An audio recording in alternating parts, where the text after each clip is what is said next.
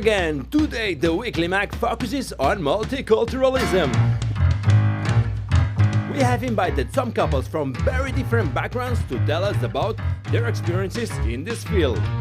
We are also accompanied by an international star, the singer and composer of the Australian band The Cat Empire. In a few minutes, we'll chat with him. And as if one musician wasn't enough, today we have two. The singer-songwriter Albert Freixas is going to perform on our stage.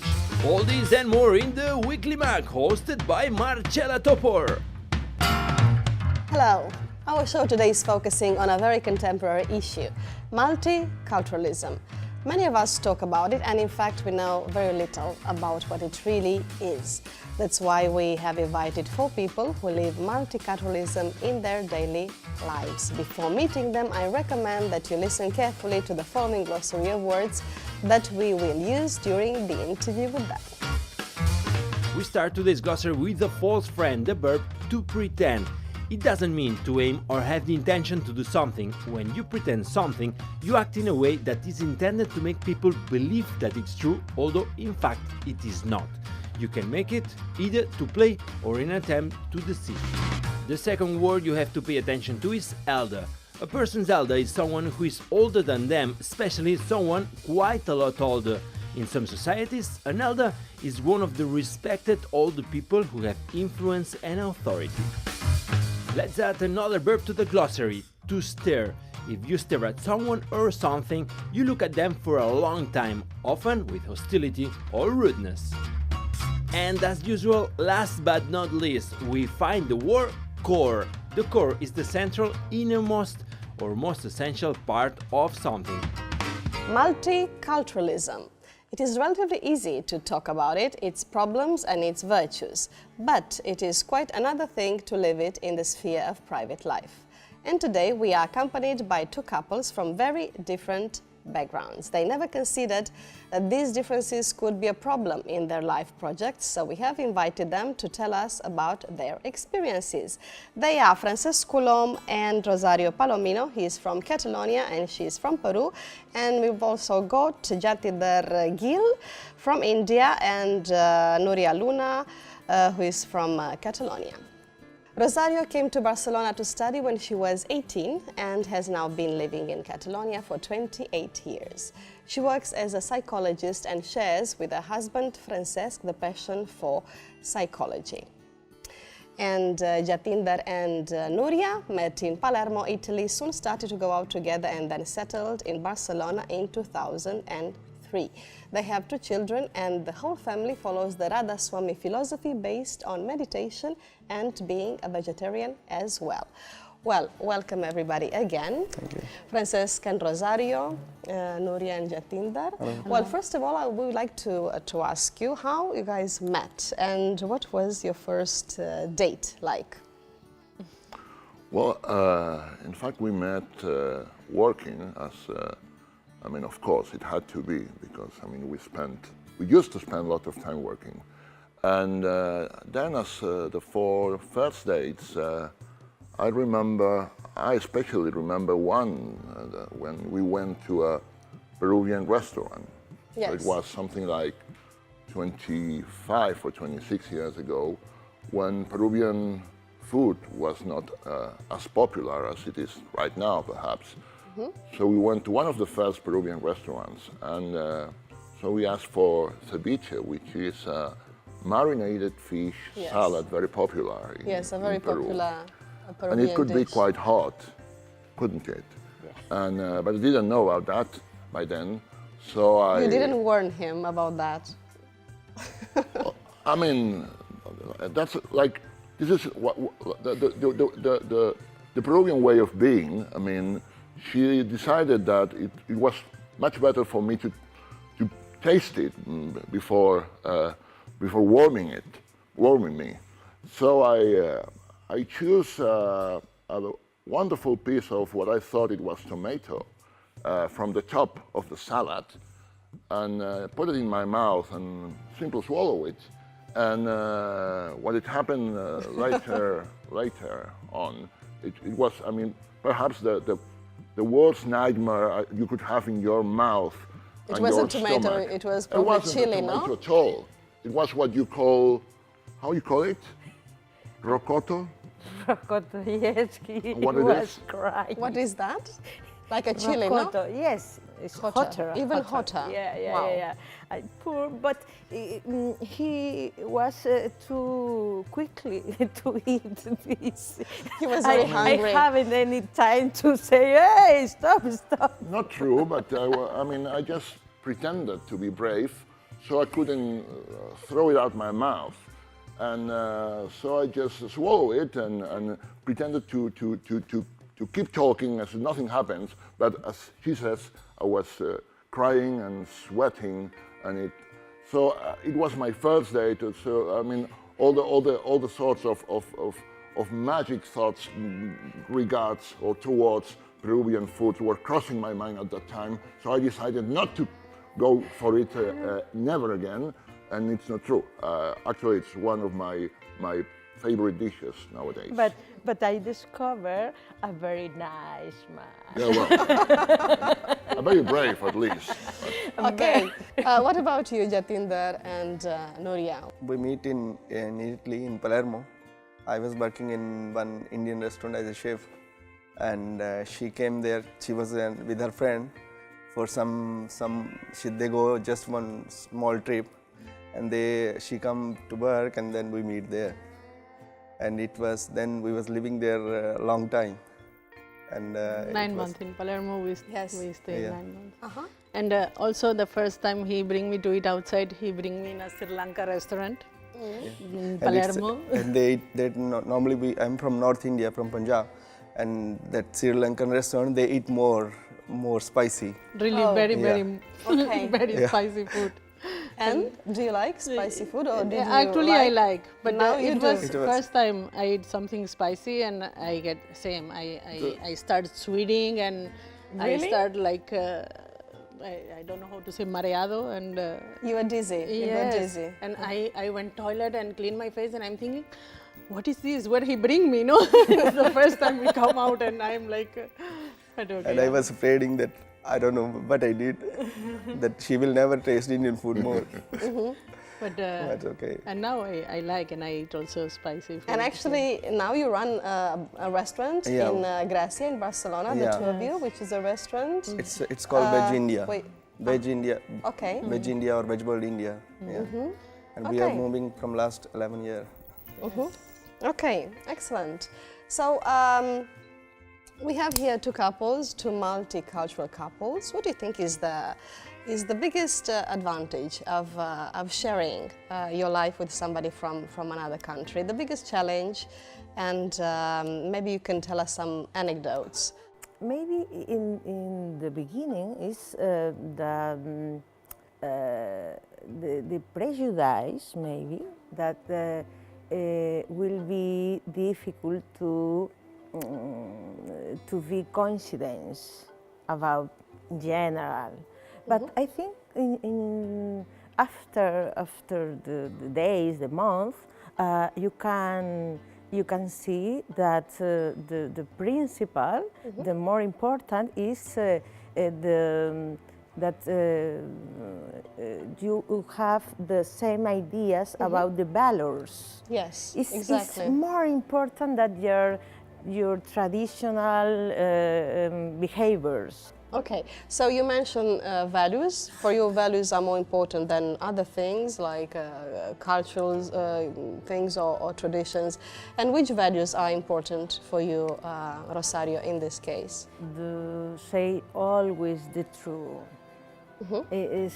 Honesty, no? Being Yeah, honest, the yes? honesty. Yes, it's very, very important. And Well. honesty and to learn to listen the other. As well, we need to be patient with the other because both we are living, we are changing. You are not the same when you have 20 years old and Yes. now I'm Of course. 46. You look the same, though. Thank It's you. good. Okay, what about you guys? The main challenges you met in your relationship? Actually, when we started in Palermo, like 18 years ago, the Palermo, it's in South Italy, no? It's and it's another mentality. And I remember we are walking together, making hanging hand, and the people, the old ladies are looking us like strange, no? Like, oh, it's a mixed couple, and it was not usual to see, no? Yes. But after when we come Barcelona, no, maybe Barcelona is more cosmopolitan city, and that was like just pass. Okay. What is like the strangest thing you had to get used to, yeah, from your partner? I don't know, maybe, yeah, he's, in India, there is a lot of respect for the elders. Yes. And it's one thing that I like actually, no, because I think we are now in losing, no, this respect we always used to do, no, like to leave the elders enter before or to let them sit, no. It's one thing that it's, for me it's a basic thing, but I think actually the people is like going to forget this, no. And in India that is a really very, very important thing, no, that Yes. they have Respect for elderly people. Yes. Do you go to India a lot? Yes, Yeah. we went a lot every 2 years or sometimes And when every you go year. there, how long do you stay 1 month. for? 1 month. Or Sometimes I go for a more yeah. long time, and I She go stay more with than me. child. Yeah, I see. And And you've he's- got 2 children, yes, Yeah. right? Yeah. Do they speak Indian? What language do you speak at home? We speak Punjabi. They speak Punjabi and Catalan with her, and Yes. also English. They used to So at speak. home you speak 3 languages, Catalan? And actually we mix Italian, English, Spanish, Indian also, And Italian, why? because we meet in Italy. So when we meet the first time, and we are used to talk in Italian. But when I we see. come to live here, everybody is telling, why you're not talking Catalan or Spanish with him like this, he will, then we need to change, and it's so difficult because when you have habit to talk with someone in one language, then to Yes. change the language, so we start to mix it all, and whenever don't know one word, then I will say in Spanish or he will say in Indian, but I see. we understand. Okay, what about fun things that were brought to you by the fact of living with somebody from another country? I think that it's been the chance to get to know another culture, which is without flying there. I mean, without moving there. Well, the funny thing sometimes regards some traditions, like for instance, the Peruvian children's songs. All of them end up badly. I mean, end up with someone dying Really? in a very nasty manner, in a very dangerous manner. I mean, when she was trying to sing some song to our son, Francesc, we had 2 problems. She's an awful singer, and on the other hand, Peruvian songs were just, I mean, all of them You thought they were scary. end up hysterically wrong. I mean, and so I said, look, I'm the one singing here, and you just go and do another thing. I mean, because I don't want to I see. traumatize the poor kid. Yes, I see. But Okay. apart from the humor, one thing that I learned is the us and them story. I mean, the us and them story, it's something that you could notice when you walk by the street. I mean, of course, you could tell that Barcelona is a cosmopolitan city, and it is and it's not. Because still here, you could notice some racism, some people staring at you as if you were walking a monkey instead of walking with your partner. Really? I mean, yeah, you perhaps you can't imagine, but walking with someone that is obviously from a different ethnic origin, Yes. sometimes it makes you realize that the people is sometimes staring at you in a very different way. So for instance, I remember here in Barcelona once going to a jewelry Yes. store and being followed by the guard all the time, which is something that if I went by myself, I know that it would never ever happen to me. That wouldn't But have happened. as I was working with her, and all of us were very smart and wearing suits, and Yes, so we were kind of formal people. Yes. But nevertheless, there was someone all the time looking for us in the jewelry store. You remember that That's story? terrible. And she made me notice it, and from then I've been noticing more and more. Fortunately, in Barcelona it's been evolving. The same thing happened to you, Jatinder? No, well, Not really. sometimes happen that things. It's normal that, but generally we never get that problems. Okay, and one more thing before going to the next section. Do you imagine a life with a partner who's not from another country? I mean, do you think it's more fun to be with somebody from another country? No, it's nice. I learn a lot of things from her, And I also learn a lot of things from him. and So I think it's more funny, no? Yeah. Maybe it will be bored to be with the same your people, no? It's already you know everything from their culture, and we are learning a and lot also of things. I saw my younger brother. He marries with one Indian girl, and okay, she came here and he need to start same like I came here and I learned, and now he need to learn his wife. She need to learn everything, this and that. And today, if I think if we are well settled, it's that we are she is from here, and we are moving one place, and there are a lot of things that she get idea from me, and I most of the times because we are living in Spain, so there is a lot of things that she say no, that one is nice, and Okay. I learn from her. Okay, so that it's like a things. win-win relationship, Yeah. no? What about you? Yes, I am happy here. Yes? Very, Is it very more happy. fun for you to be with somebody from another country? I never had the chance to share my life with anyone else, so I can't tell actually. I mean, so I guess that this is all right. I mean, and I don't want to try. I don't want to run the risk. Okay, She would kill me. that's a good answer. But it's nice to know the other person, the other countries, the other traditions. For me, it will be nice to go to live in the other country, for example, 1 year, 2 years. Okay, for me, even when I am very happy living here. Well, it's good to be open-minded. no? Yes. And now we need to go to the next section, to our most multicultural section, in fact, called e-speakers, which this week features someone from the US. One of the main characteristics of the United States is its enormous variety of landscapes and people. The USA has over 300 million inhabitants, and many of them come from other countries, and that is why the United States is often called the melting pot. Josh Baumgartner from the state of Indiana is our particular guest in today's e-speaker section.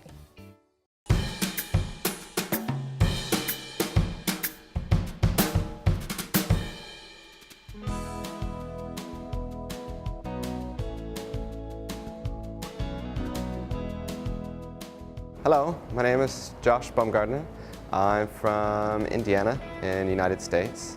I am the co-founder and co-creator of Fun Talk, an English center here in Barcelona that I run with my wife. I'm 38 years old and I have 2 young kids who were born here in Barcelona.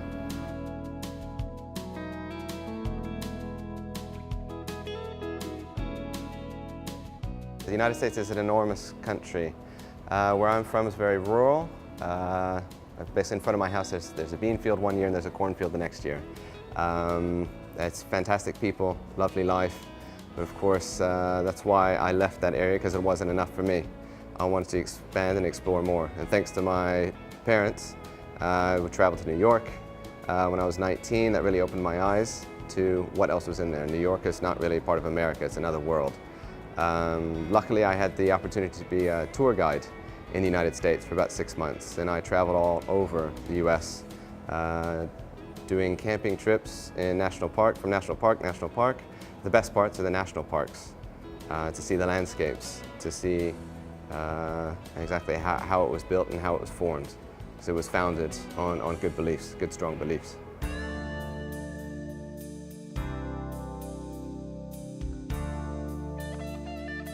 For me, the best parts in America, I always loved California. I went there when I was 9 years old with my family. We did a family trip there. I fell in love with San Diego, and I loved the weather and the climate. And I was 9 years old, and I told my parents then, I was like, I want to live someplace like this. But the best part for me is the national parks, like I said. And I think the best national park, and one that's obviously missed a lot, is Monument Valley, which is on the border of Utah, Arizona, and even near Colorado. It's about a 5-hour drive away from the Grand Canyon, which usually the majority of people go there. But you can't miss Monument Valley. It's the most real, most spectacular place you can go to, full of the Navajo Indians, and it's never given enough credit.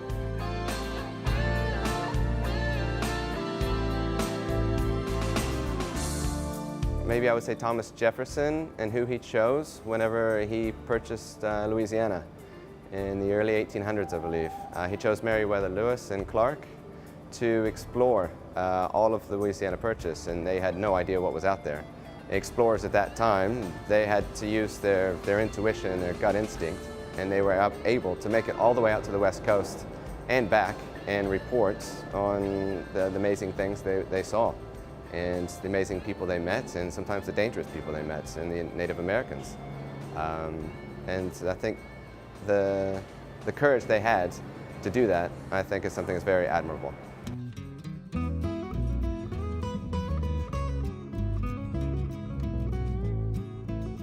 My favorite local dish from Indiana, my grandmother made the best biscuits and gravy. My wife is English, so for me a biscuit is not a cookie. A biscuit is like a scone, and it's savory usually. And the gravy is made, it's not the healthiest meal, but it tastes really, really good. The gravy is made from the bacon fat or the sausage fat that is fried up. And then you mix the grease and the fat with some milk, some flour, maybe some more salt and pepper, and mix it up into a nice white creamy sauce, savory sauce, and put it over some biscuits. For me, that's one of the best dishes I could ever ask for. And it was always for breakfast, and I'm a huge breakfast fan. It's probably because of that.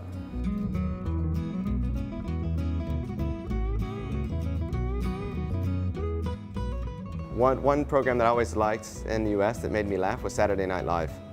The skits, there's been, I don't know, several famous actors that have come out from Saturday Night Live. Will Ferrell's one of my favorite ones. Eddie Murphy even got a start there. Mike Myers, the list goes on and on.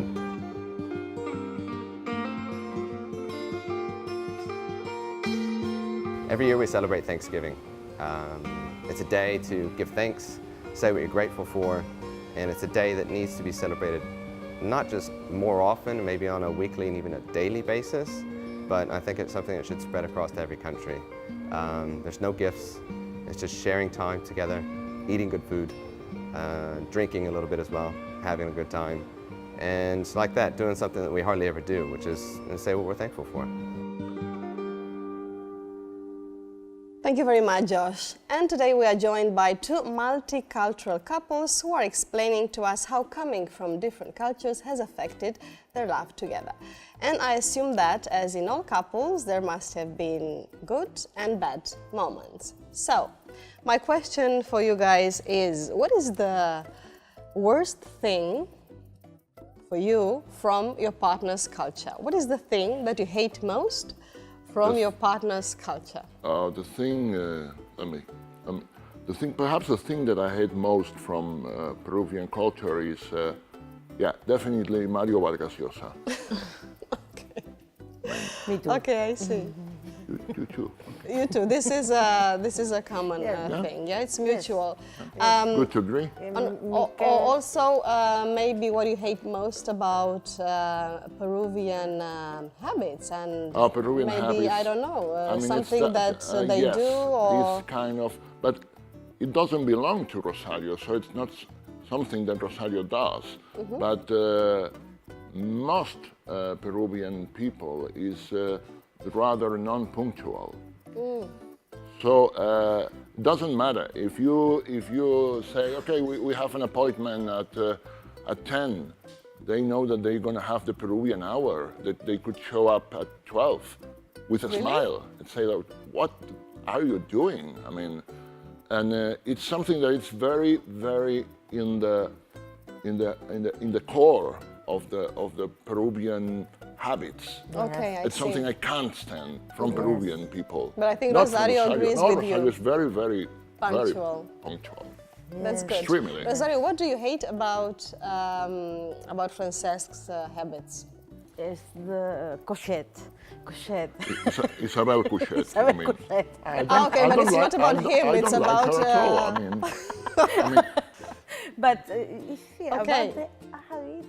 Maybe something that he does that you don't like, or I don't know, maybe a Catalan habit or Catalan tradition that is not your cup of tea? Maybe when I coming here in the first years, maybe for me was difficult the space between the people, because in Peru we are more invasive. Yeah. Okay. Yeah, the intimacy space. More Yes. than here? Yes, More than here? yes, Even? yes. Even Wow. as well when the topics about the family, for example, all the time friends and family has to You hug each other a lot, you touch each other all the time, and so on. yes. Okay, that's interesting. And let's move on to the other couple. What do you hate most about his culture, or something that he does that you don't like at all? Okay. Yeah, talking about punctuality also in India, it's not exist. Not exist. It's terrible, no? But it's not affect a lot on me. You don't mind? I don't mind, no. And but mostly when he will tell me within 10 minutes I'm there, I say that it's Catalan time or Indian time, please, to know that it will take 10 minutes or maybe half an hour. But no, and something that I don't like, I don't know. Okay. Well, okay, he's perfect. There are a lot of things. Yeah, like small things. Small sure, things, it's but there. they don't matter. And in your case? Maybe that also, no? That in India, when the family come, they will ask you like very personal things, like and how much you pay for the house, how much is your salary, or what is your weight, or what is your age. How much do you weigh? Really? Yeah, it's like Because there is normal things that. Okay. they ask very personal question, and I'm like, I'm not going to tell you that. Yeah. It's strange for me. Maybe that one. Okay. And I remember when first time we went to Dubai, because my parents lives in Dubai. I bring her to present my parents, and in the same moment in the car we was going from airport to house, and my father start to ask her some things, and after he say, Nuria, what is your education and how is what is your weight? And I was like, my God, it's going to break now.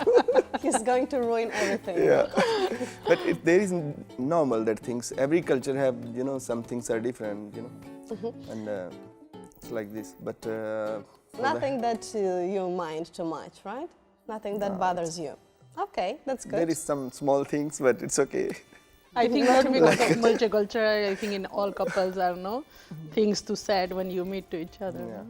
We hablo de comida, no? Sí, you can talk, no problem. So I'm from India, and we are crazy for food. If we need to go to like a vacation or something, the people here, they will start to look ticket or start to look where we will go, and we Indian we will start to think what we will bring for food. Where we will And go to eat, where we can get nice food.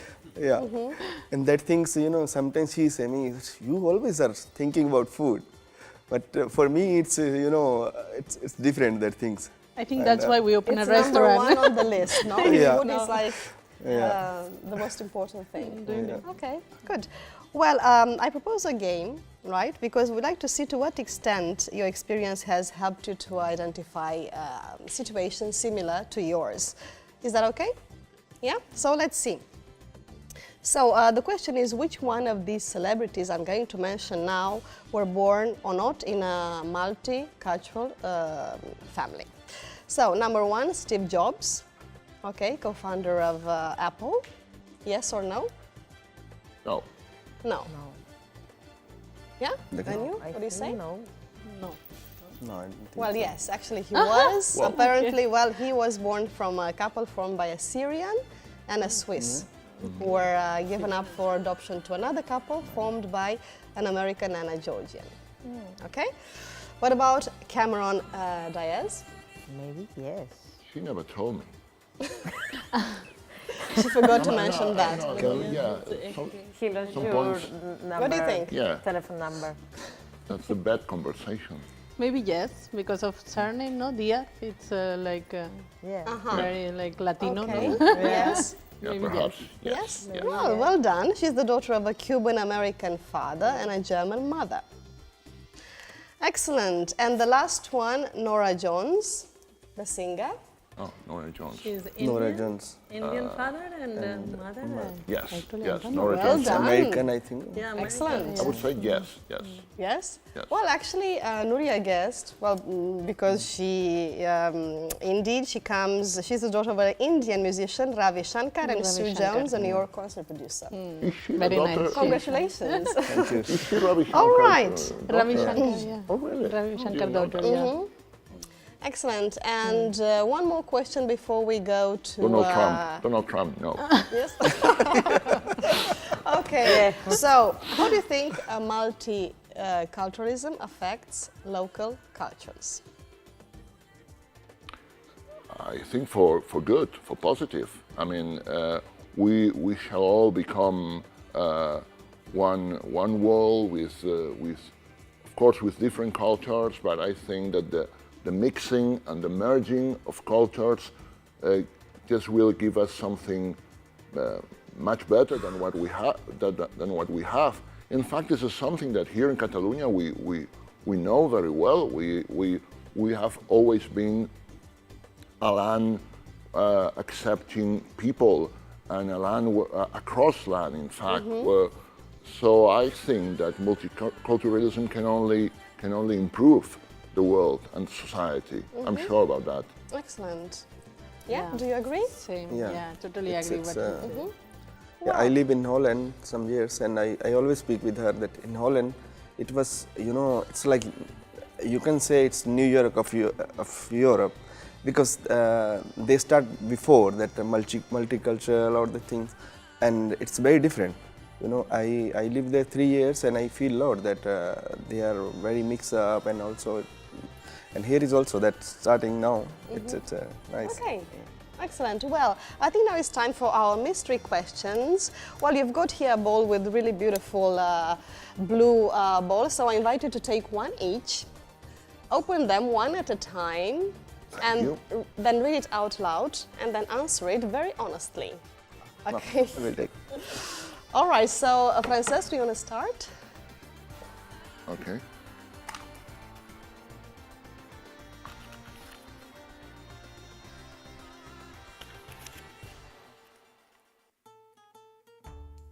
Okay. What animal triggers your rejection? And I can't reply Carlos Carrizosa, can I? No, okay. Then just an animal.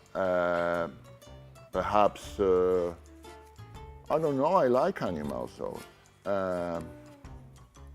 I don't know, a very big spider? Okay, fair enough. Okay, Rosario, what's yours? Okay.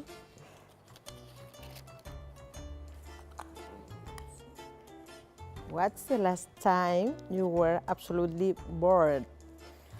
The last time you were absolutely bored. I never. I am bored. You never get bored? No. Good for you, no? That's good. Yes, I try to enjoy the life. time. Yes, relax. Relax and enjoy. That's a Yes, good yes, attitude. yeah. We should do the same, I think, all of us. Okay, and we go on with Nuria. What place in the world do you fancy not visiting? I love travel, so I think there will be no place which one I will don't like to visit. Okay. Yeah, because anyway you will propose me, I will agree to go. I love to travel, so And the last one? What are you an absolute inept at? Okay. Something that He can do everything. Something that you can't do really well. I'm also thinking, wow. Wow, you married the perfect guy. Yeah, really. Now there is a lot of things. Okay, good for you. He's cooking very nice. He can. Why not? I cannot be pilot. Okay, well, we have the perfect man right here with us. Because I'm afraid to fly and I cannot be pilot. Okay, well, I don't know. Maybe you'll tell us if you discover something. You'll tell us later. Anyway, thank you all for coming, Francesca and Rosario, Nuria and Jatinder. Thank you so much for coming, and good luck with everything. Thank you. And it could not be otherwise. Multiculturalism is associated with a very varied vocabulary, background, newcomer, melting pot. Our teacher Helen Armstrong from International House Barcelona explained some of these words. Don't miss her tips.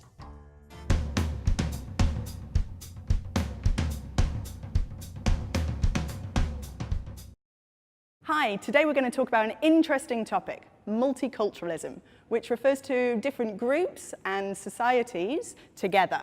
The first thing that comes to mind is the word roots, which refers to what's under the ground with trees, but figuratively, it talks about our origins, so where our language, traditions, customs, where they all come from. If we talk about people from the past, we talk about our ancestry, and we can also refer to that as our background. If you're a newcomer to a city or to a country, you come with your different backgrounds and cultures, and everything is mixed up to create a diverse melting pot. And the consequence of this is it's an amalgamation, which is all the diverse things together. So multiculturalism is a really interesting concept and helps us understand the world. Thanks. Bye.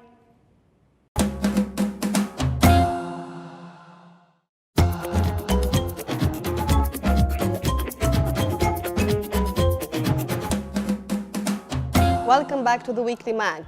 Osman Umar was born in Ghana. There, he thought Europe was the paradise and white men almost gods. He survived a trip through the desert where 40 out of 46 people died. And finally, he arrived in Spain being almost illiterate. He worked and studied hard, and now he has postgraduate studies.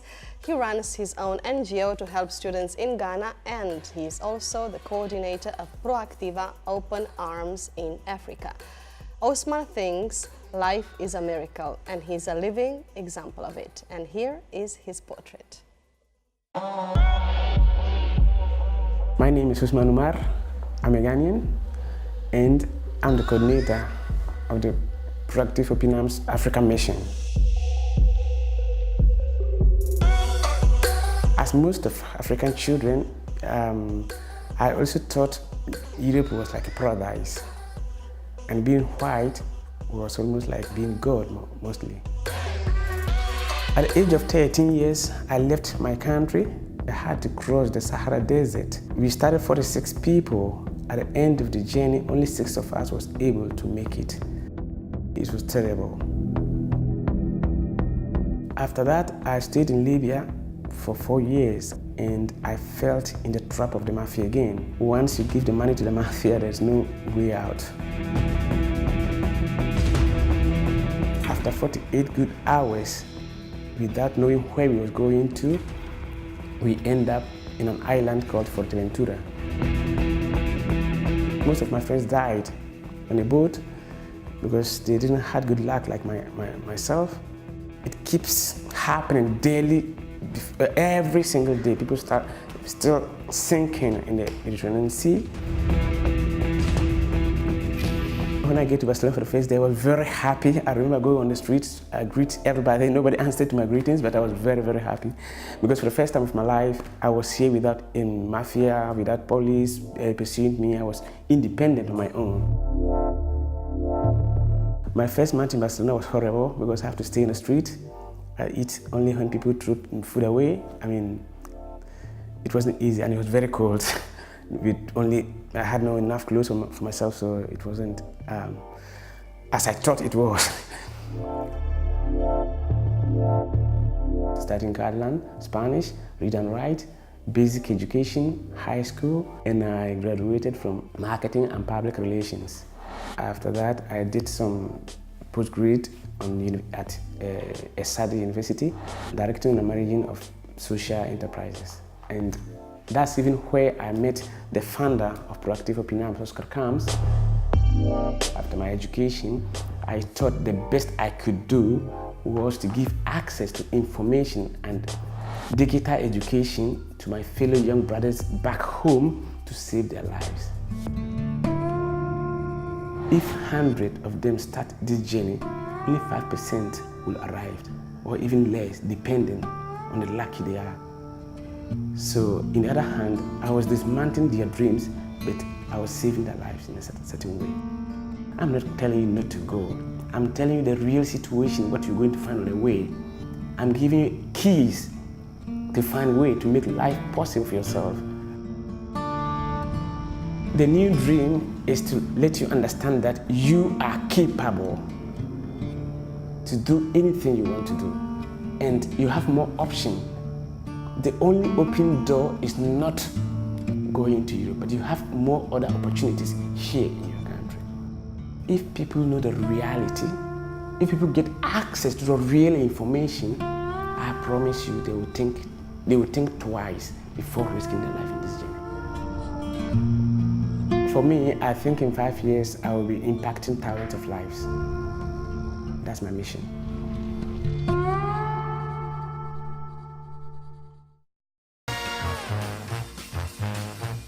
In a few minutes, we're going to find out if Felix Rival, lead singer and composer of the Cat Empire, likes cats.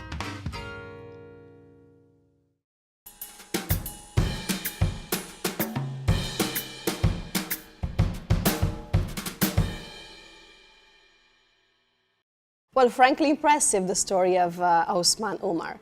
Thank you so much for telling it to us and sharing it with us. And now it's time for discussion in the Weekly Mag.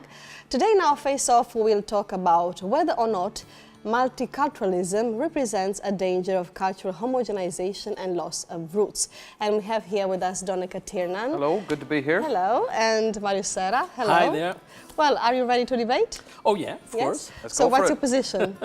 Well, my position is a sort of ambivalence because I am against a sort of fake multiculturalism, which in the name of multiculturalism means, in fact, that everything is global and in only one way.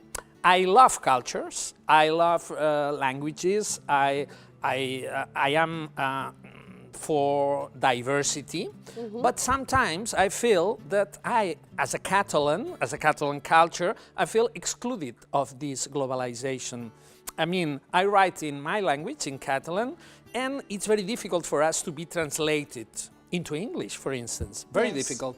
And in fact, if you come into a Catalan bookshop, you will find lots of books translated into Catalan from English, but from all over, lots of languages. So that I feel this debate is quite difficult to say, because of course I can't be against multiculturalism, but real one, not only just one way. One way, right? Well, I feel like cultural homogenization is a little bit of an illusion. Because that's a difficult word, homogenization. Homogenization. A long one. That's what I'm showing off. I'm just homogenization. Everybody, watch me go.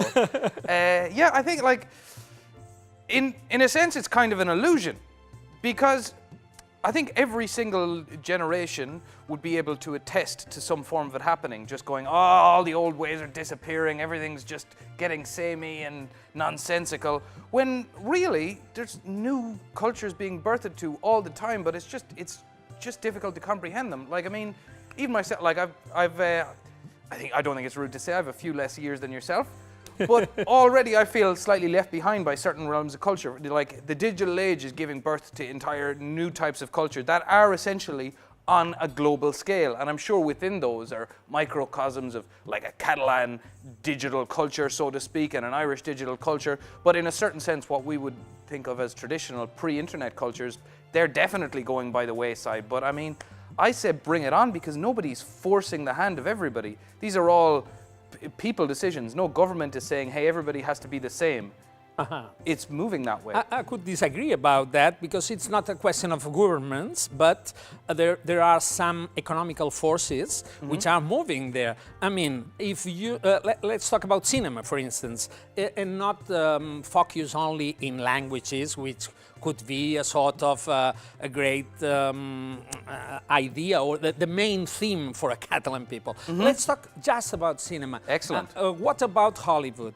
I mean, Hollywood has a great economical power to project not only their own films, but their own way of life, their own way of watching history, reality, and that's not the people who is asking for it. They are just, when they go to the cinemas, to the movies, they just find those sort of films. But it's a point of personal choice. I mean, for example, if you go to France, like year in, year out, you'll find French films doing better at the box office than American films because they're really, really push for that culture. And at the end of the day, it comes down to a very personal choice. And I watch as many French movies as I do Iranian movies as I watch Italian movies. But for the most part, over the years, as far back as you go, it's hard to argue that the quality lies in Hollywood. They make far more bad films than they do good films, but that's just because they make far more films than anywhere else. And the good films really are ones that pave the way for things in certain epochs, like, for example, the 1940s and 50s, and particularly the 70s. So I would say that there is a realm of quality to that, but also it comes down to a personal choice. People want to see these movies. Well, I can agree about quality, but again, I would disagree about this personal choice because you are talking about France, and there's a government there paying for French culture. For French culture. So it's not just people, but there's a cultural, political reason for that. And about quantity, I think, I don't have the figures, but I think Bollywood in India has got more films than Hollywood, but it's difficult to export them. It's difficult to export them. Oh yeah, I can imagine that, but it's not only a question of quantity, it's a question of power. Who is the dominant culture? But it's not just like American culture is like homogenizing its way across the globe, but it's doing it by its own volition. Like, I hate it when you hear this thing like, a local supermarket, like a big supermarket chain came into our local town and ruined all the local businesses. Do you know what? The supermarket chain didn't ruin all the local businesses. All the people who decided to go to the supermarket did. Of course, they said, you know what? I would rather not pay 20 cents extra for my cereal, so screw my neighbor who's had this shop for 20 years. And you know what? At the same time, even though that is a bit of a shitty decision on their part, it's their choice. They can do that. You know what I mean? I mean, it's happening, and it's inevitable. It's inevitable. I definitely believe that, yes. I think that it's not inevitable at all, because market has its own laws, and sometimes, for instance, let's take wines now here. Young people got out of the countryside first, and now they are coming back to the countryside to make more quality wines and a real smaller cellars, so that there are diverse possibilities of surviving to this globalization of mass media products. Pardon? Are many of them doing this? Sorry for interrupting you. Yeah, really. Like, are you talking about like craft wineries, so to speak, like craft beer? Yeah, but it's more industrial than beers. If you go to Priorat, for instance, lots of American people coming to Priorat, and they are not making wines to be massively consumed. They are more expensive. Yes, like small-scale production. That's it. That's now as a reaction, maybe. But if you think about quality, sometimes you will be a sort of exit to that. I mean, it's not inevitable in a general sense, but I can agree with you that people goes to this urban culture or subculture, you would say, but with no prejudice about that, goes because it's their own decision, of course, but maybe they will have more offers, diverse offers in the future. Okay, but I mean, I don't see that as a major point against the inevitability of global culture. For example, the craft market, particularly in booze, is taken off all over the Western world. Like, craft beer has become such a phenomenon that even though there are like many different individual brands, which is very, very difficult to make a profit off as well, and therefore have a significant market stake, these are just like, it's such a big thing that you could say that it's a homogenous cultural movement. It's happening everywhere. Of course, but who's got the power there? I mean, it's not a question of being global. It's a question of But is it a question of power either? Well, if you've got a whole market, there's only one proprietor. But it goes to show there that within, like, even though the power with the craft market is decentralized, it's still a homogenous movement that's going all around the Western world. Even if there's no centralized power to it, it's that, like, technology has, like and mass media, as you said, has put it, has spread out the channels of information so that no matter what, even if there isn't a centralized power influencing it, people are ending up doing the same stuff.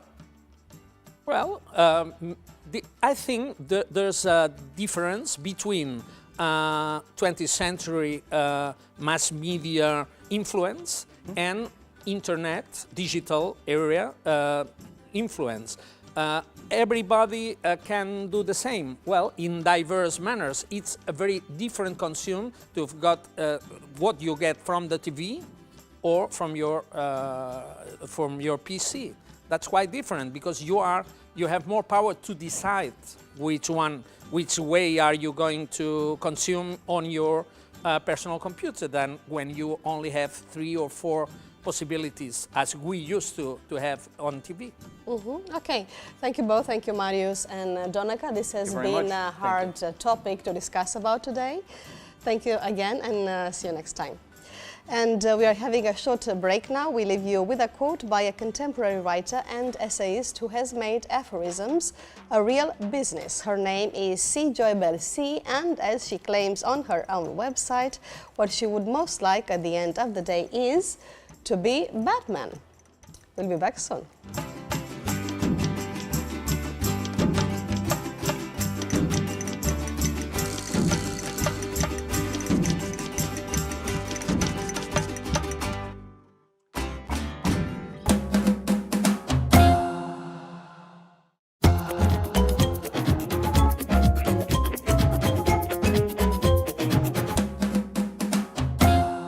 This is the Weekly Mag, and we are moving forward with the show, and now the party comes from Melbourne, Australia. Today we have with us Felix Ribble, singer and composer of the Cat Empire. Who are the Cat Empire? Well, listen to this. Dance along, but on my feet are shoes for dancing, dancing to be free. On my feet they're paying tribute to the Bobby Marley legacy.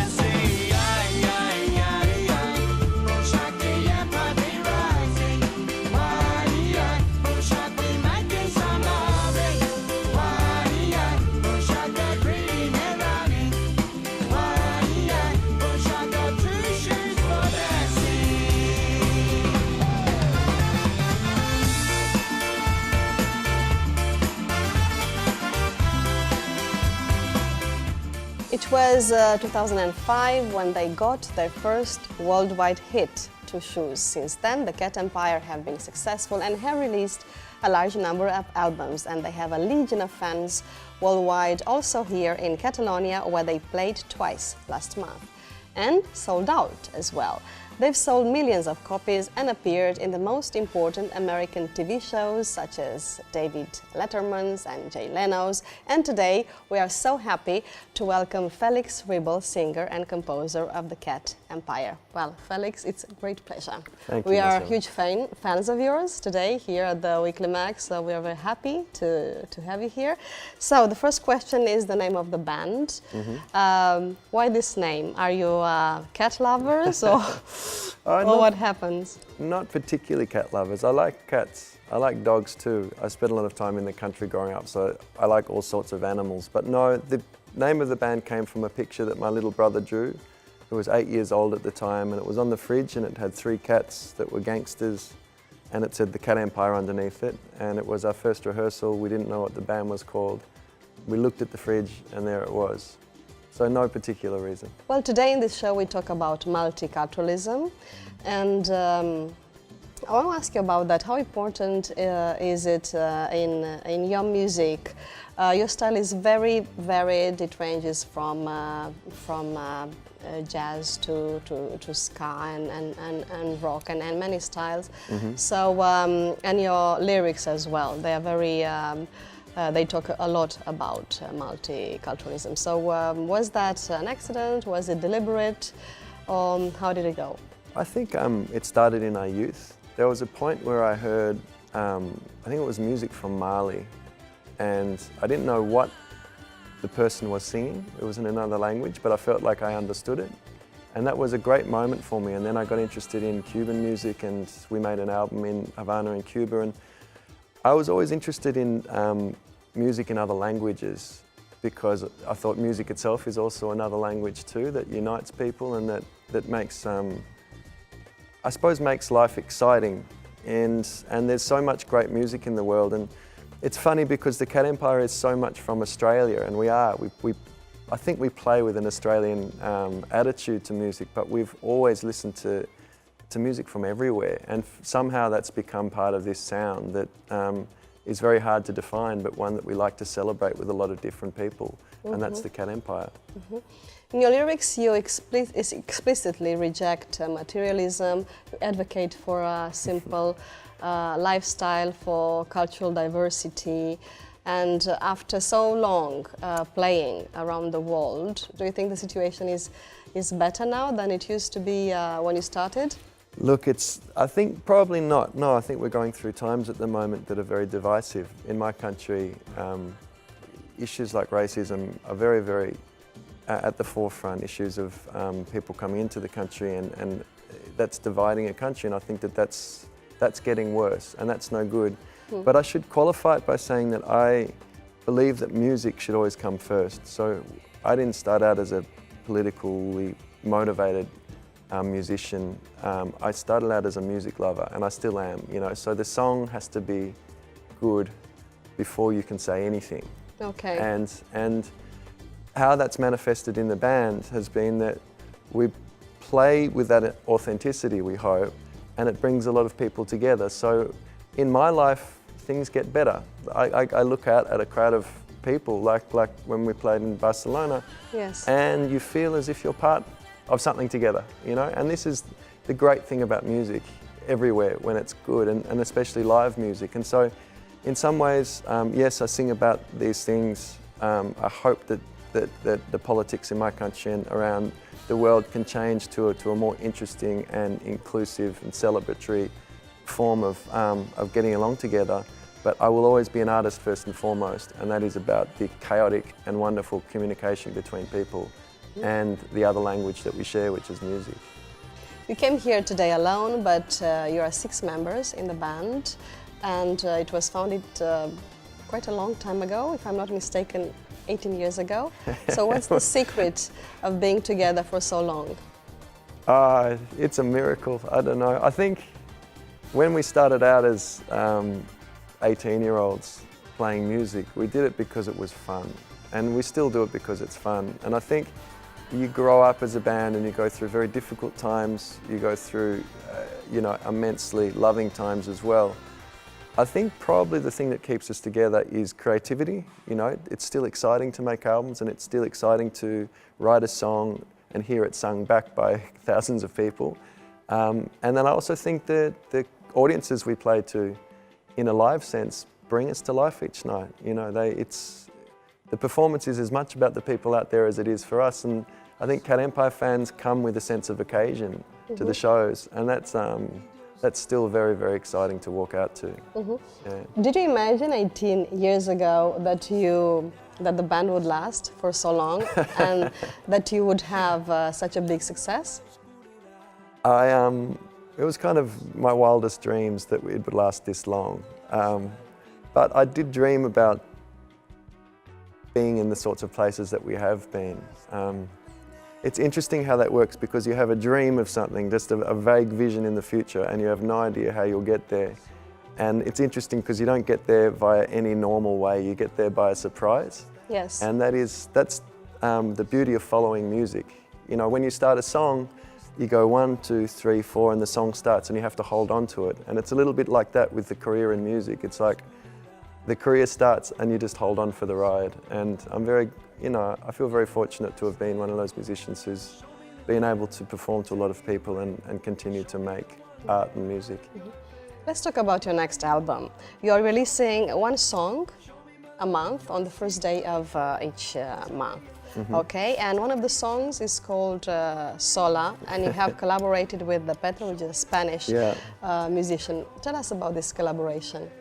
Well, Pedro is a good friend of mine. We met when we were both playing at the Winnipeg Folk Festival, I think, in Canada, many years ago. And it was the year that, it was the day that Spain won the World Cup. I remember that because we watched the game together from this small television in the festival. And from that moment we became, you know, good friends. And the way that I should qualify this, but the way I write songs in Spanish is not because I speak Spanish very well at all. It's because I like sometimes just writing sounds when I've got a melody in mind. And so often I have a melody in mind and then I call up a friend who speaks Spanish. Okay. And then say, does this sound like anything? And so that's what I did with Sola. I had this very simple kind of cumbia, laid-back melody in mind, and I called Pedro on WhatsApp and said, listen to this, does this sound like something? And then he went and got his guitar and we wrote it very quickly. I think we can listen to the video Sola, as all the last videos you've released, it's also in 360 degrees. Let's listen to it for a while.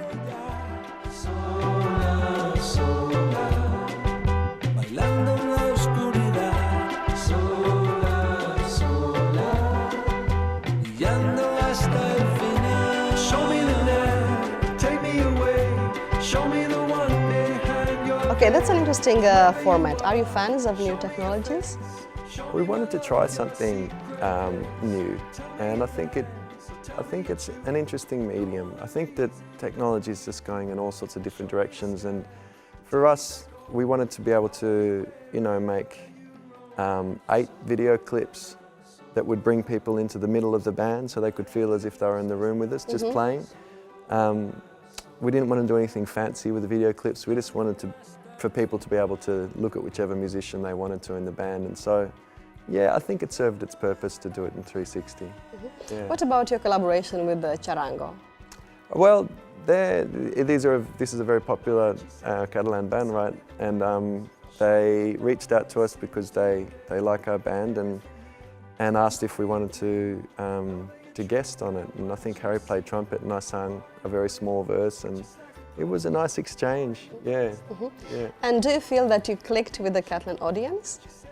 Yes, I've got to say, you know, there are only a few places in the world where, because we've never been a pop band, you know, we haven't had big hits or things like that. We've been a band where people have seen us play live, they've talked about it, they've got an album, they've brought it to their friends. And this was one of those places, the first time we ever arrived and played in front of this audience. It just clicked. Something was there and there was a real joy in it. And we've come back again and again and it's grown here, and yeah, whatever it is, it's something good. Well, Felix, thank you so much for coming to the Weekly Mag. It's been a pleasure. Likewise. It's time to go now, but we hope to see you again soon. I hope so too, thank you. Thank you. And we go from a very popular Australian artist to a Greek teacher. It is time to pay attention to the tips given by Becca Bardaka on some idioms related to multiculturalism. Have you ever heard of bridge building? Well, she explains its meaning to us, so check it out.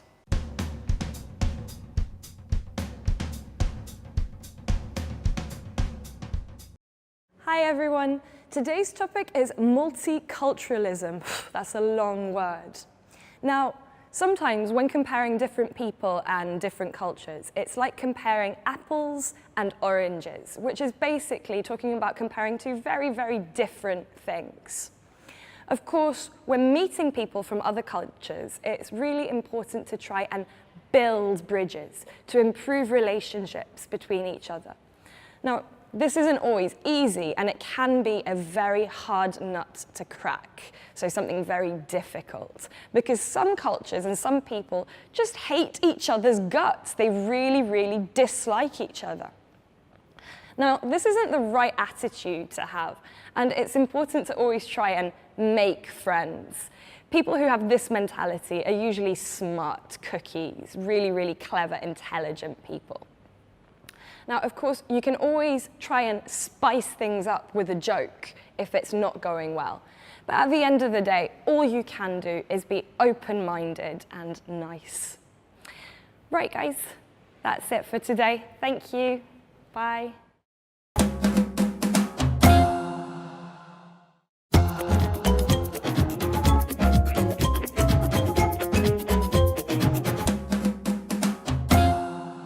And we're back on the stage of the weekly mag because we want to talk to the singer-songwriter Albert Freixas, who is with us today. Thank you so much. Thanks for having me. Thank you. Well, you're from Sabadell and your new album has just come out. It's got at least a peculiar name, Upalana. What does this mean? Well, it's not in any dictionary, but it's something that my grandmother used to say when she would, gets up from her armchair and try to go to the dinner table, for example. She lived up to 97, and that was that. I think for me it means that inner strength, that we all have, and that sometimes we need to, to master, to overcome life's obstacles a little bit. It's that kind of meaning there. Actually, I know that this album and music in general helped you to overcome a difficult moment in your life. And how has music helped you to be stronger and continue to create? Well, music for me has always been my best friend. Let's say it's got this therapeutic power. It's helped me overcome, as we said, the toughest of life's moments. And just the fact itself of creating a song or just letting everything out, that really has that healing power, which helps a lot. To be honest, I couldn't be, I couldn't do anything else, to be honest. I think it's the thing I can do best, and I really get a lot from it. It heals me inside out. So I guess that's the whole thing. I've always had a special relationship with music ever since I started in my teenage years, and it means a lot to me, really. Okay, so music as a therapy as well, no? Yeah, I like it. You've been an English teacher as well for over 10 years. Correct. This album is completely in English, compared to your previous one, which was like half-half. Exactly, yeah. It was like some songs were sung in Catalan and some in English. It was my debut, so I felt like I had to perform in my mother tongue too. How is this album different from your first one?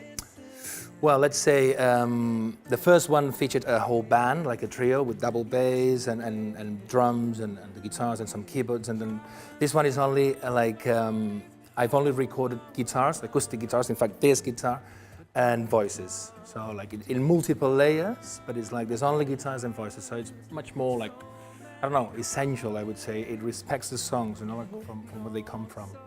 All right. What would you say about the English level of Catalans? Wow, yeah. To be honest, I think it's getting better. We are getting better. I don't know about the rest of Spain, maybe it's not as good. But in Catalonia, I would say that people are more eager to learn, and that's already half the battle won. When you really want to learn something, it makes a difference. So I think in Catalonia it is improving steadily. I think it's getting better. Excellent. What are you going to play for us today? Today I'll be playing Armed to the Teeth, which is the single, let's say. I'm not a commercial artist, but it's the single of the album. And it's like a love letter to my son, like saying, she was really into pirates. So it was like, okay, I'll be armed to the teeth to protect you until, you know. How old is he? He's just turned 6. Excellent. Okay, let's hear it. Thank you so much for coming. Thank you for having me. Thanks a lot.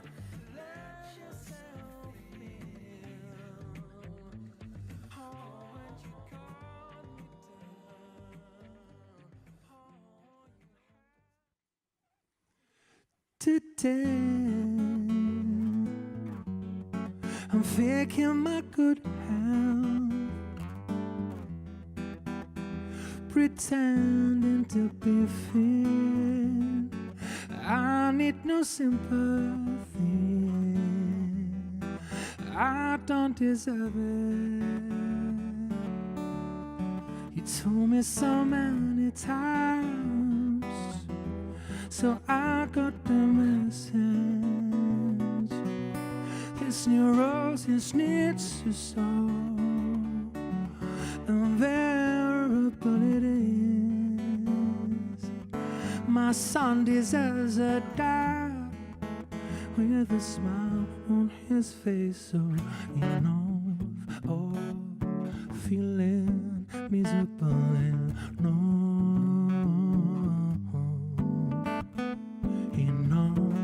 Of feeling miserable and no.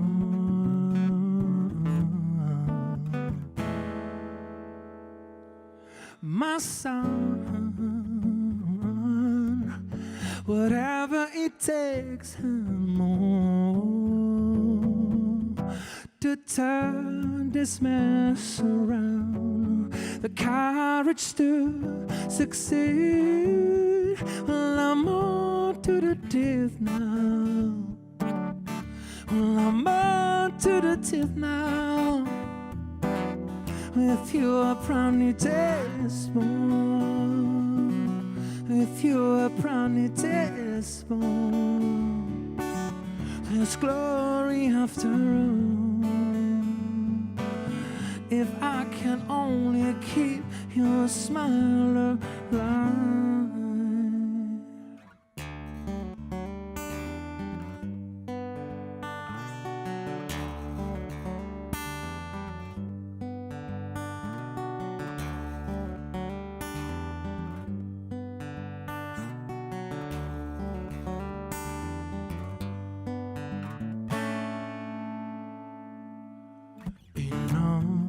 Of feeling miserable and no.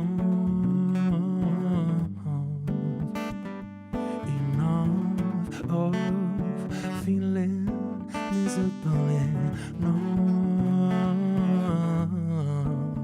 Oh, enough of feeling miserable and no. Oh, enough feeling miserable and no.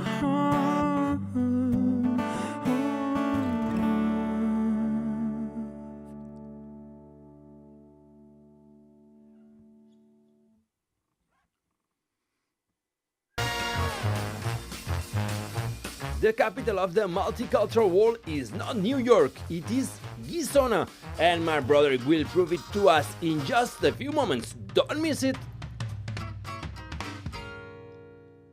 Thank you so much for your music, Albert Freixas. And before we chat with Matthew Tree and Mark Broderick, we invite you to listen to a few more tips.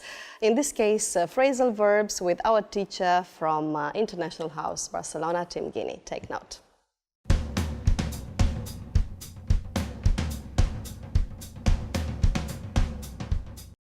Today's topic is culture, and when I think of culture, I think of the way of life, the beliefs and the customs of a people or a country.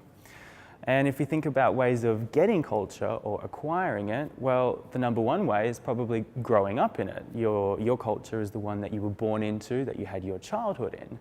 But that's not the only way that we get culture. We can share in culture. We interact with other people from different cultures when we go to different countries as well. And let's say you've gone to a different country and you love their culture.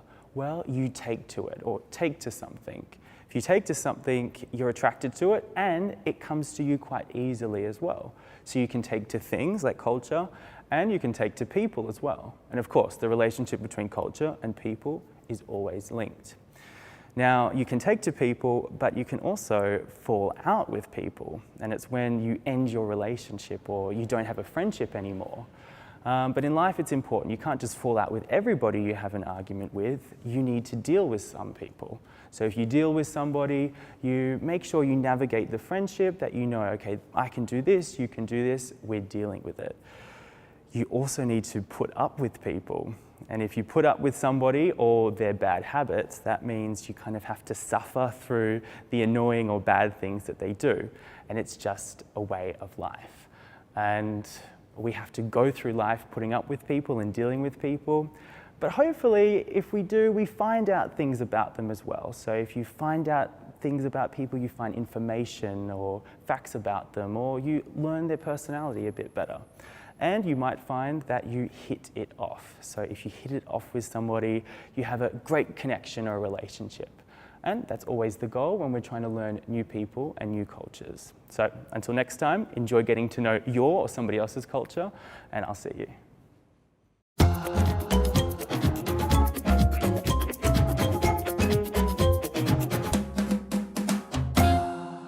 Since the main topic of our show is multiculturalism, I assume that our two cultural comparison makers are going to have a lot of work today. Luckily, they both have huge experience in this subject, so let's see what they tell us. And we have with us, as usual, Matthew Tree, welcome, Hi. and Mark Roderick. Hi. Welcome, Mark. So before moving on to talking about multiculturalism, let's talk about your personal experiences. If you had any kind of cultural shock experiences when you first moved to Catalonia. I wouldn't say that, well, moving to Catalonia, I think that before, like, I come from an island in Ireland where it's, you know, secluded, it's off the coast of Europe, as we know. So, like, multiculturalism didn't really hit us until the late 90s, early 2000s. So my first experience was in the 1980s, where we had a lot of television from the States and stuff like that. And this may sound very funny to certain people, but when I was walking on the street and I would see a person, an African man, I would always call him the same name, Benson, because I always thought that he came from the television. So that was my first shock, that was somebody from another country walking around the street in Ireland, you know, so we didn't have multiculturalism in the sense. How old were you then, Mark? I was about 7 or 8 at the time. Okay. I was a child, of course. Right. No, but that was my first then, experience. Like every time I saw a person from Africa walking around, it's like, oh, Mom, there's Benson. I was like, no, not everybody is called Benson, you know. So that was the first experience I had in Ireland. And what about you, Matthew? It's funny. No, when I first came here, I was 18, 19 years old, and it was a total shock. I mean, I had no idea. First of all, I had no idea that any of this existed. So all these people were speaking a language that I literally didn't know existed, you know, it wasn't. And on top of that, there were lots of little trivial things, like little things.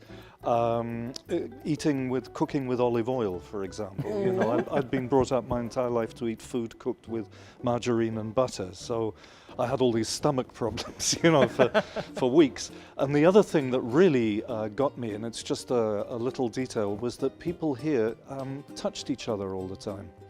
You know, and it's quite normal, you know, you touch someone's arm when you talk to them and so forth. And you thought they were hitting on you or something? Yeah, because in England you only touch someone if you want to go to bed with them, you know, I mean, that's the only, and I was getting this, you know, from women, from men. It was like, So these people are very open. It was very confusing, you but know. in a pleasant way or not? No, I actually, at the beginning, I felt very uncomfortable. The truth is, I felt very uncomfortable. Sort of, oh, you know, why are they touching me?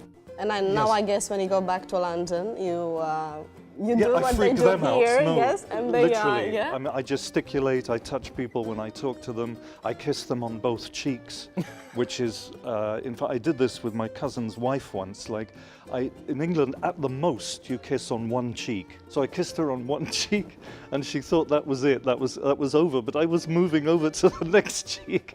And you had that awkward moment, that's no, right. where the lips are like... And she turned her face, so I ended up kissing her on the lips. It was terrible.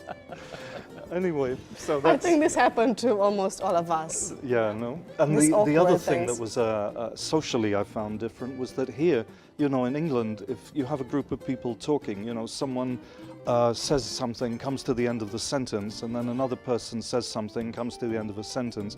And here people interrupt each other constantly. That's another Yeah, that's a bit detail. annoying. Well, Mark, I know you've been to Xarxa Yes, this I week have. to talk about multiculturalism. Yeah, it was So really what have interesting. you found out there? Well, it was really interesting. Roughly, I don't know the exact figures, but roughly 50% of the population of Xarxa, which is, as you know, a very small town, so to speak, is from another country. And I think within Really? that, Yeah. there was 47 different nationalities. And in such a small place in the middle of basically nowhere, I mean, it's close to Lleida, it's between Barcelona and Lleida, but in the grand scheme of things, it's not in a big city. I found it was really interesting. Yeah, And, you had a we good met time? lots of different people. Yeah, You it had a was- good time? Of It was course, fun? I always have a good time, yes. I try my best. Did you behave anyways. yourself? Always. Okay, let's see if Mark had a good time and what he did in Xarxa. We'll comment on the video a little bit later. Okay, welcome to the province of Lleida today. Here we are in Xarxa, as you can see. 50% of the population of Xarxa is actually from there, literally. So we're here on the streets of Xarxa to find out how it is these people mix together. Multiculturalism on the ground zero.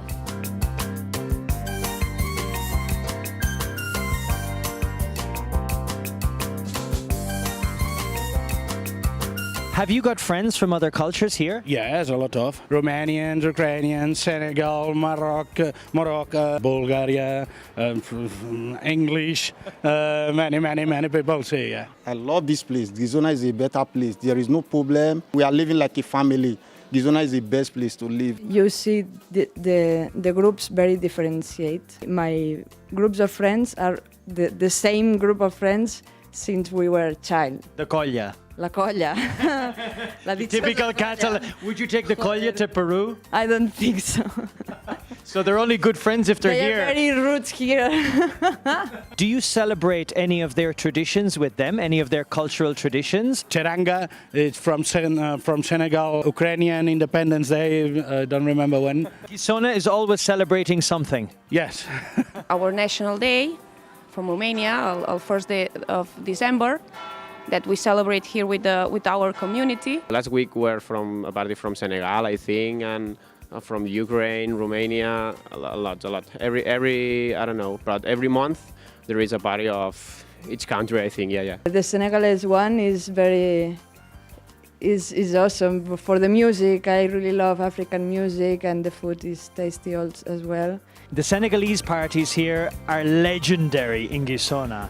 Matthew and Marcella, which parties from other countries do you guys enjoy?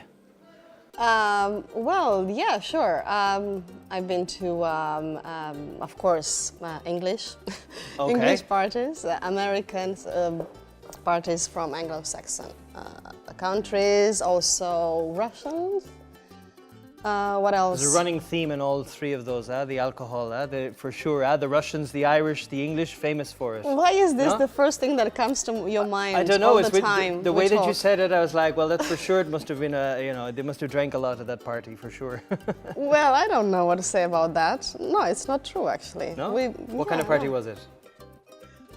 Now he's starting to Matthew? ask for a lot of details. Sorry. Matthew, what Just about you? normal parties, Mark.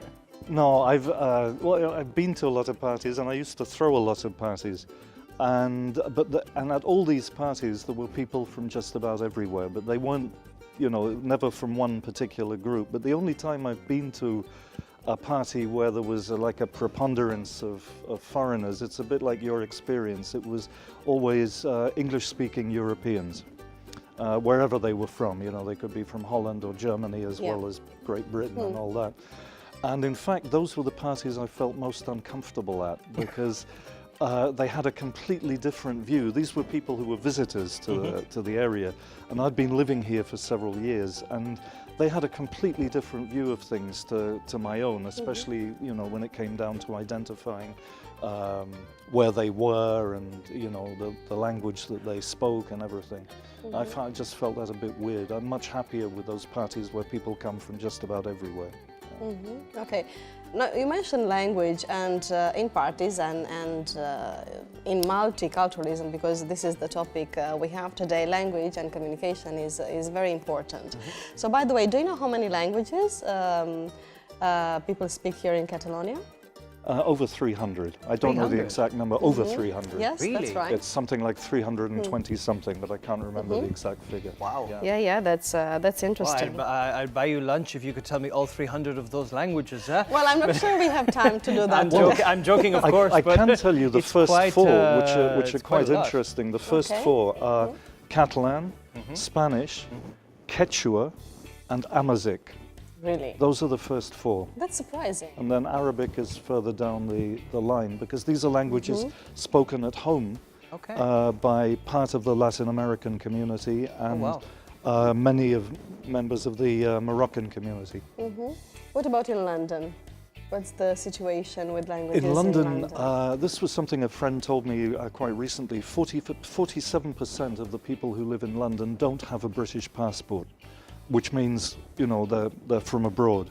But on top of that, you have large populations in London who are Londoners, they're English, but they come from, originally their parents or their grandparents or their great-grandparents come from the Commonwealth countries, which is a vast... They followed them home, basically. Yeah.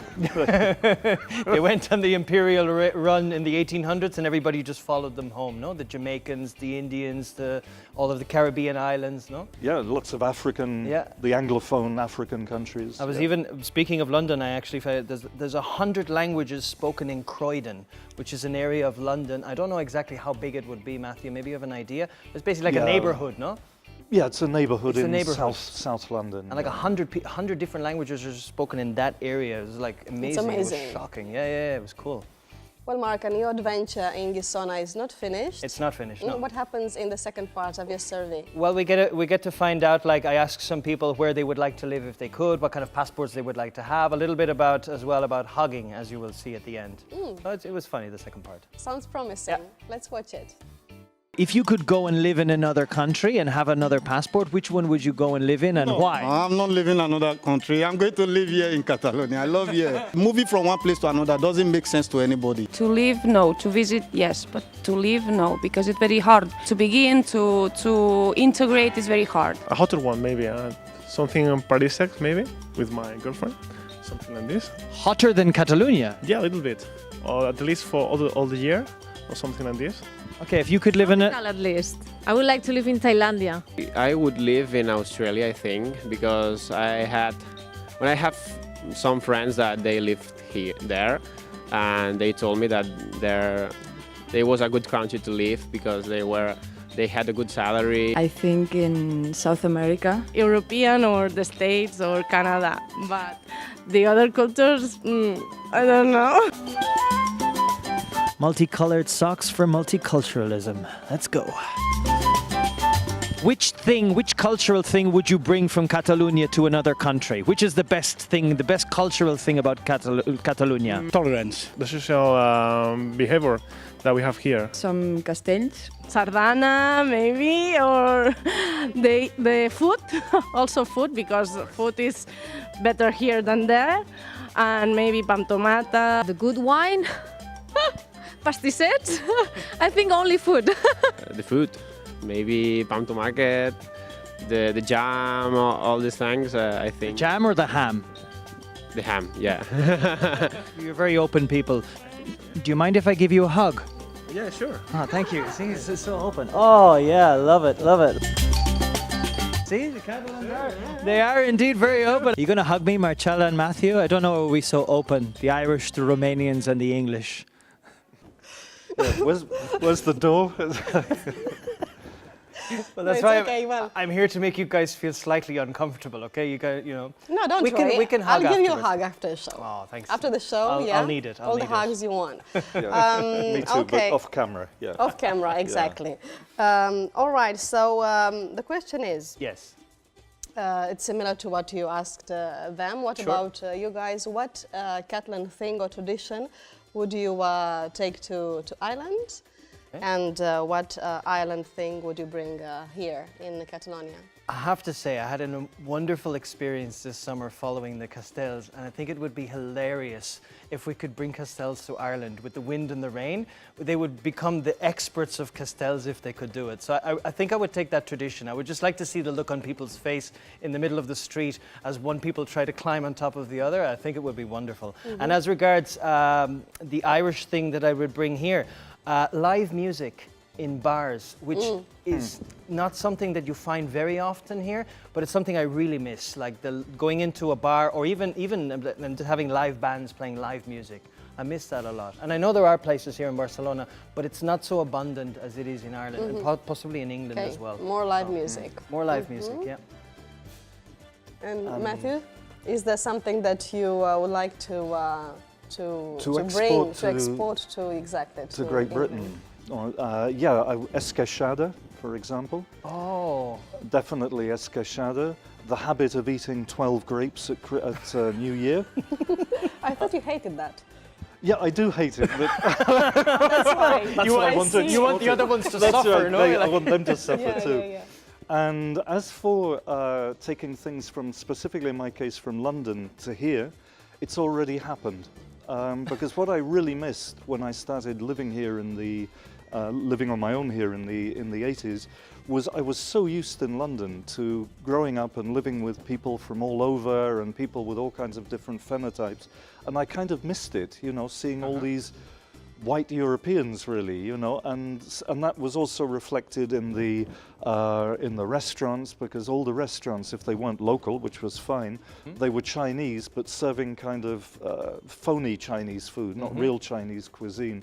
So, you know, it was very difficult to get Indian food or anything like that. And now I agree with it's that, completely the opposite. Now you see all over Catalonia people from all over the world, and you can eat food from almost any country on the planet. So it's happened. You know, I don't need to bring anything over.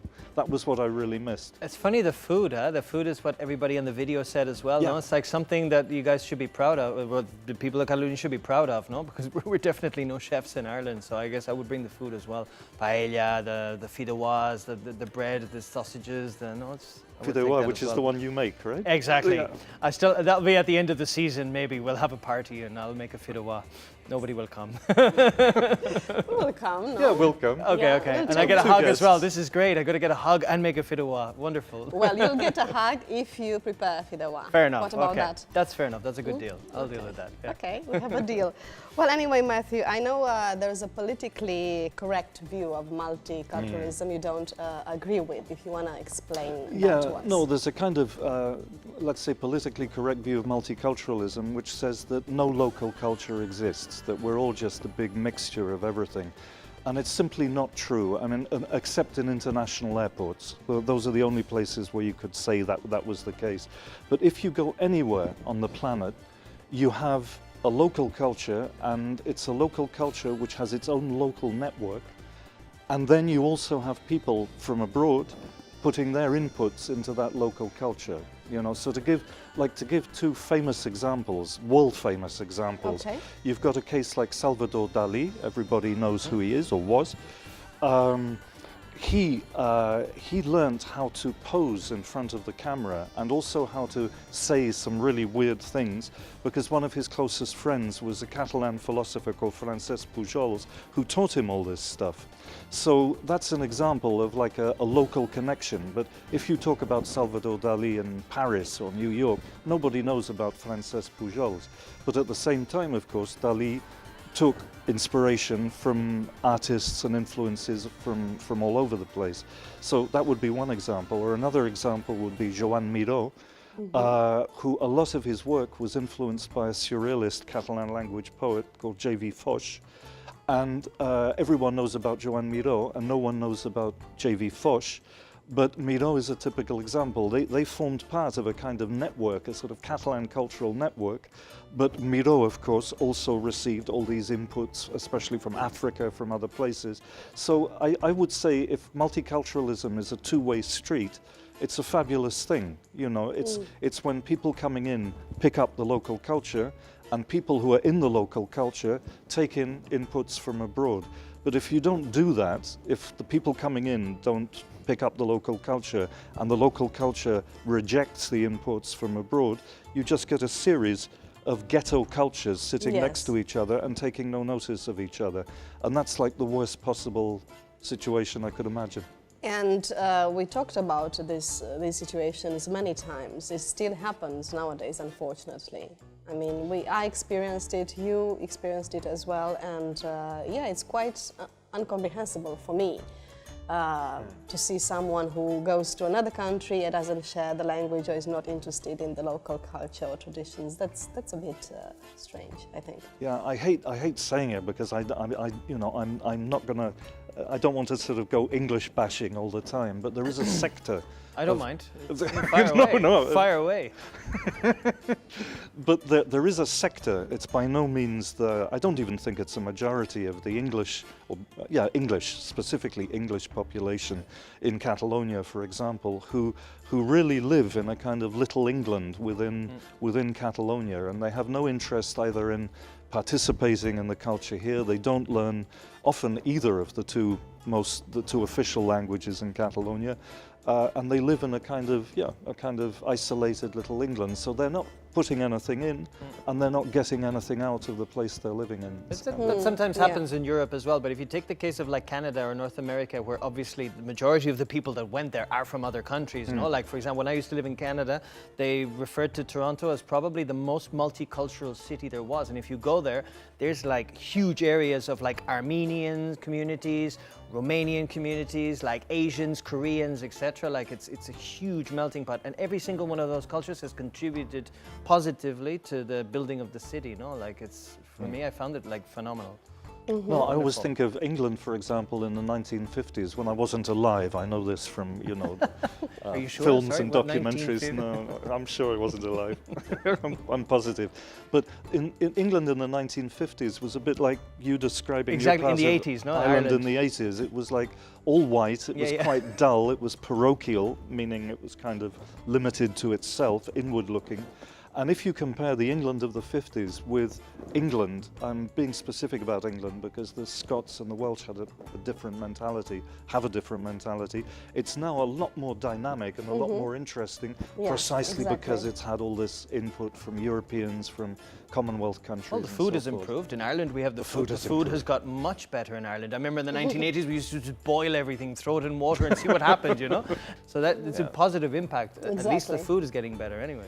It's good to be open-minded. Absolutely. In all cases. And here at the Weekly Mag, we want the local culture to be shared by the foreigners who come to our country. That's why we invented a section called First Timers. Yep. And my question is, if you've ever danced with the Diablas, have you ever danced with the Devils? Yes, yes. And the first time, several times, but the first time I went to the Barcelona Correfoc, the fire run, I was absolutely knocked out. I could not believe that people were doing this and that you could actually run in front of these people who were throwing sparks all over the place and even get burnt a bit and everything, and you could do it, and it was just a wonderful sensation. I was a bit younger then, but you know, this would be 85. Well, we're going like that. to First Timers now. So, although her father is from Madrid, her mother is Irish and she was raised in Ireland. She's been living in Catalonia for 3 years now, but had never seen a Correfoc before. We had to fix that, so our colleague from Lleida TV, Joan Cama, took Ana Rosa Butler not only to see what a Correfoc is like, but also to learn a little bit more about how the Diablas prepare, and that's the story behind them. And they went with the Diablas del Clot, which is the oldest colla in Barcelona and one of the oldest in Catalonia. Let's see what Ana Rosa felt surrounded by firecrackers and fireworks.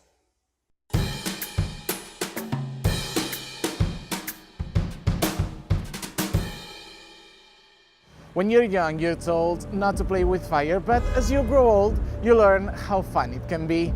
Well, don't panic, because in this occasion, we're not playing with fire, but we are running with it. In this occasion, we are discovering the magic of Correfocs with Els Diables del Clot.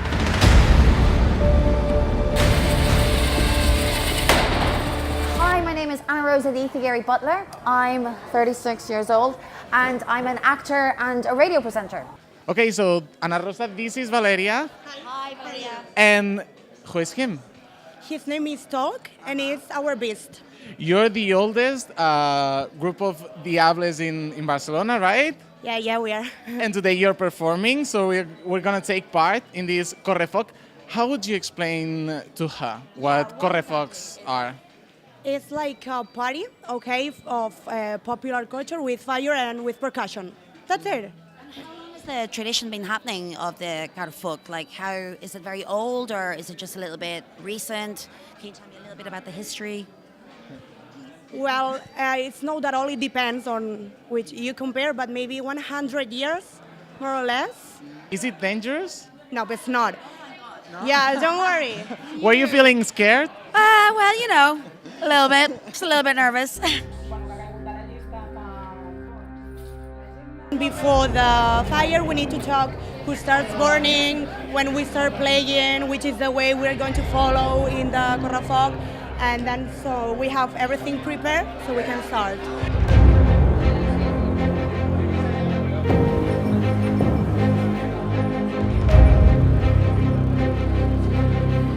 So now we're going to start playing a song. It's called Tabalada, and we go to the beginning of the Correfoc, and then we start.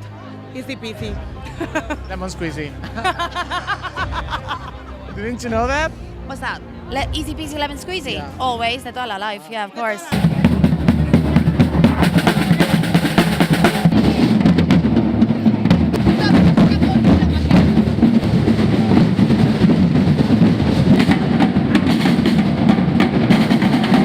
What is it?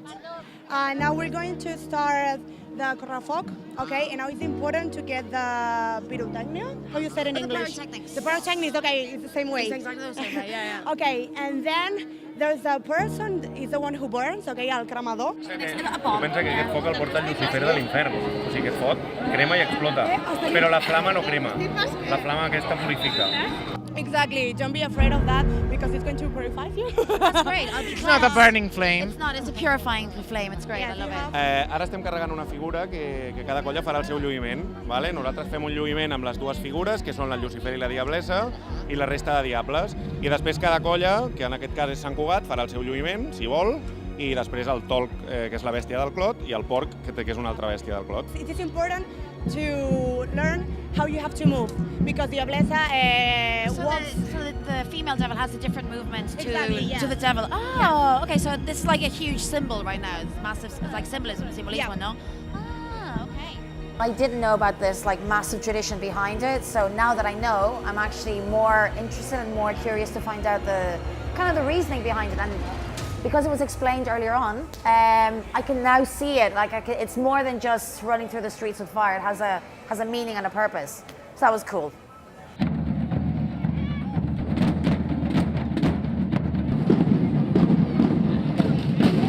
So when everything starts, people that are watching it are trying to, like me, where should we stand or where should we kind of position ourselves?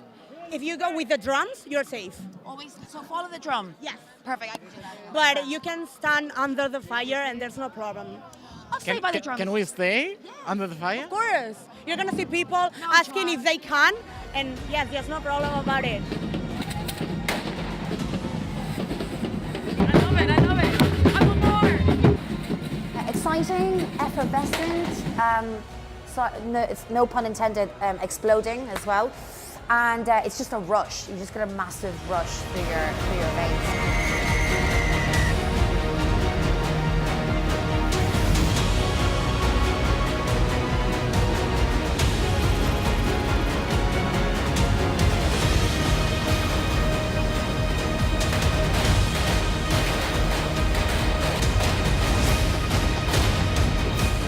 I didn't go underneath the flames, not this year. you know, I'm just a novice, but then maybe next year I'll go underneath, I'll be more brave. But it was a lot of fun. I want to go dancing now afterwards. Well, thank you so much, Joan Kama. That's been a great report. Well, have you ever had a great experience like that? When was the first time you went to see a fire festival in Catalonia? Actually, to be honest, it wasn't in Catalonia. It was in Valencia, Las Fallas, which is a huge one. I know that was my first experience, and potentially my last experience, because since then I have never gone back. I saw like kids throwing these quart sticks of dynamite around the place, and they had this thing called a mascleta, and I was pushed into the crowd, and it was a harrowing experience, because it was like being in downtown Fallujah, you know, with like bombs going off and everything. It was a really, really intense sensation. And then like the final thing was, of course, when they burned these huge effigies, these massive papier-mâché things. That was the last time and the only time. I'm actually kind of nervous about it. Like doing a correfoc like they just did there, it's not my thing. It's not my cup of tea. No, I found it like it would never be allowed in Ireland. In fact, fireworks are banned in Ireland. And you, Matthew, do you like fireworks? Yeah, in fact, I was thinking, you were asking earlier about what I would export to England, and the correfoc is one of the things I'd love to see that Really? in London, for example, or anywhere else. Along with the castels, no, just right beside it. No, like, come on, lads, move. Well, you can implement that. You can export that to London. Because when friends visited, if it was the right time of year and the correfoc was on, I always used to take them to the correfoc, and they just found it. Sounds a little corny, but liberating would be the because just this feeling that you can run around with all this fire and these lose devils. Your fingers. Well, lose a toe. And anyway, along the way. San Juan, the verbena, the Ravella, sorry, as they call it here, is also a great night full of fire and fireworks. Yeah, it used to be my favorite holiday festival. It used to be my favorite festival, was San Juan. And you would stand on the balcony and it was like there was a war going on, but with no victims. Exactly. Okay, well, Matthew, thank you so much. Mark, thanks for coming, and I'll see you both next week. Yeah, looking forward to it. Next week, yep. And it's time to say goodbye. In the Weekly Mag, it seems like time flies, but we've actually been here with you for 2 hours. I hope they have been useful to practice your English, and remember, you can find more videos from this show on the net at The Weekly Mag TV. And our last quote today is by a very important British writer, Martin Amis. Undoubtedly, this is one of the most influential novelists of the late 20th and early 21st centuries. We'll be back with you next Saturday, and meanwhile, please remember, keep your English up and running.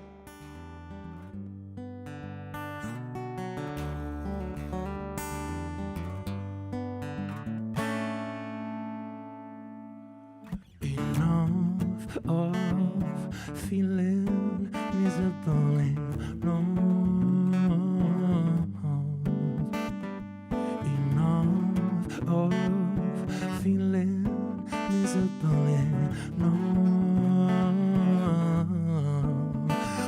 enough of feeling miserable and